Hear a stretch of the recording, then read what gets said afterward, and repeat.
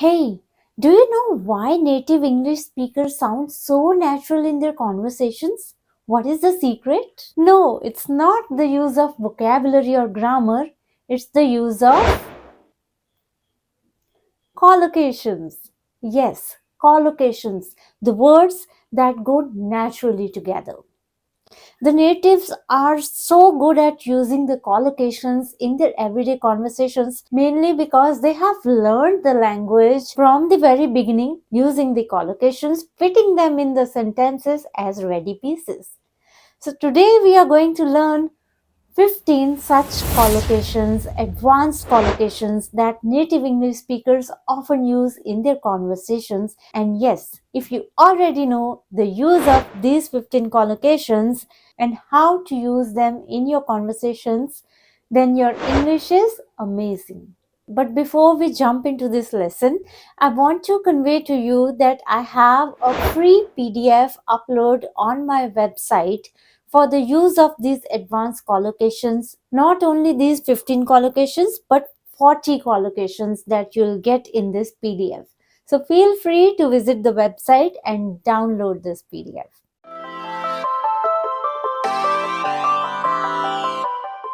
Now, when I introduce these collocations to you, you may ask that what is the need of learning these collocations at all? Now, learning the collocations can actually help you speedball your fluency as these can be learned as a set and used in conversations readily. It is often easier to remember this and use this rather than learning the whole sentences, which is an impossible task. So, as we go along in this lesson, you will notice that many of these collocations they make conveying the meaning to the other person quite easy if you learn them as it is. So, collocations and the use can actually make your conversations effortless. Now, the first collocation that we have here is shoulder the burden.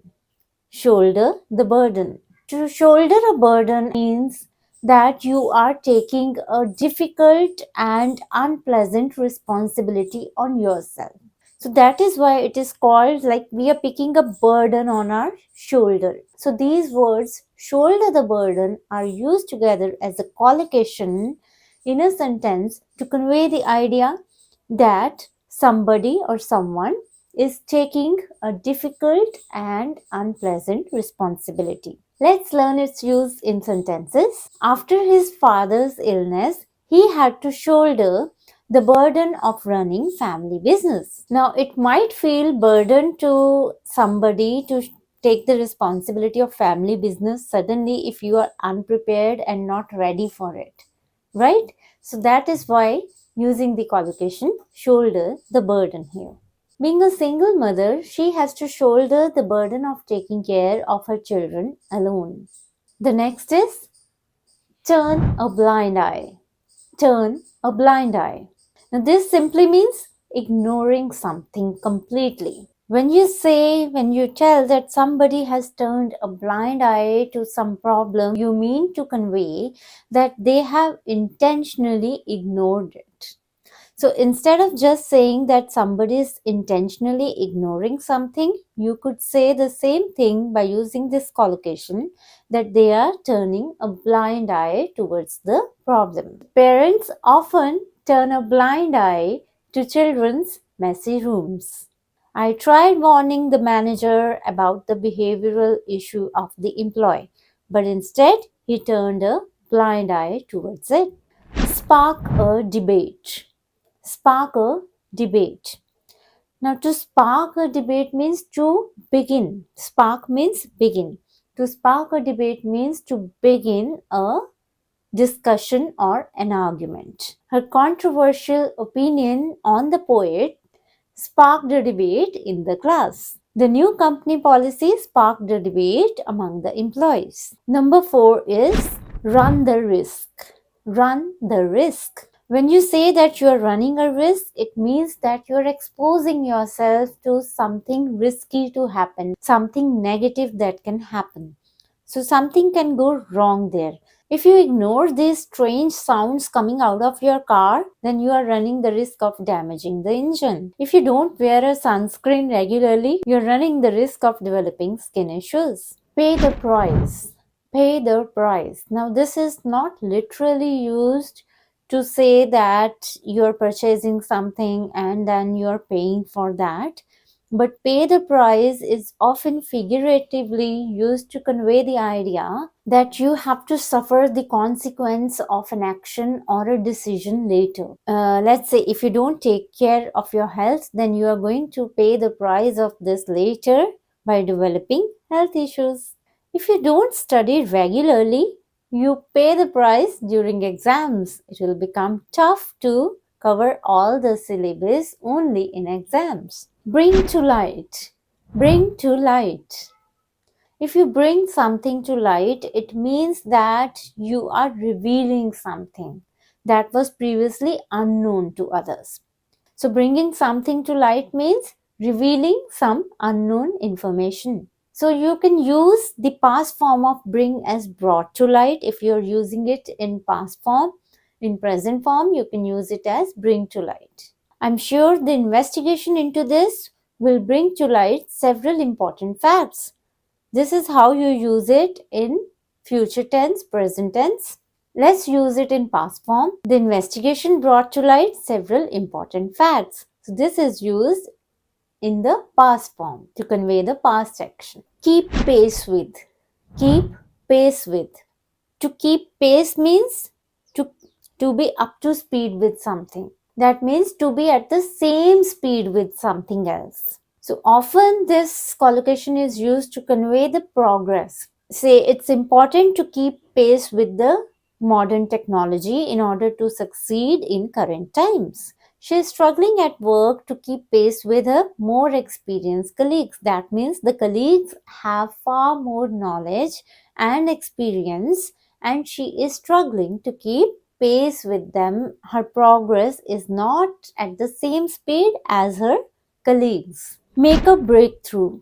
Make a breakthrough. When you achieve something significant, you achieve a significant discovery or make a great progress, then you can say that you have made a breakthrough. Scientists have made a breakthrough in cancer treatment. Her persistence helped her make a breakthrough in her career. Take a stance. Take a stance. When you express a strong opinion or your take on any subject or any point of discussion, then you are taking your stance.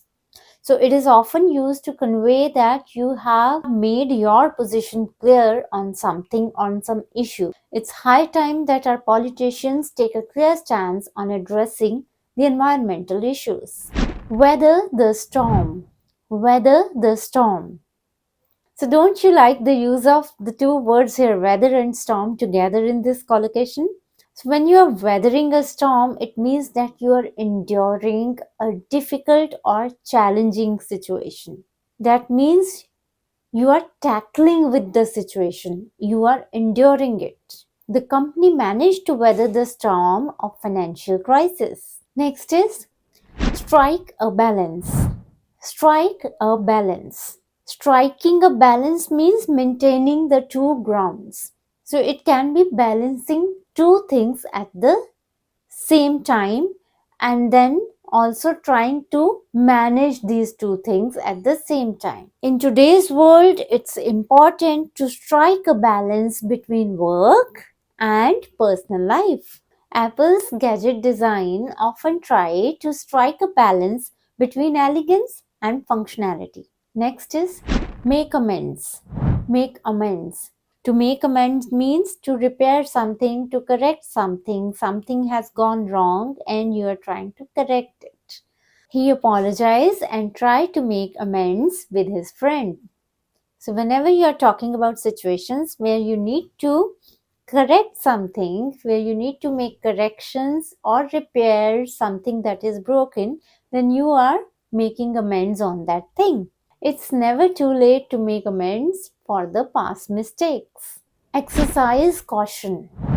Exercise caution.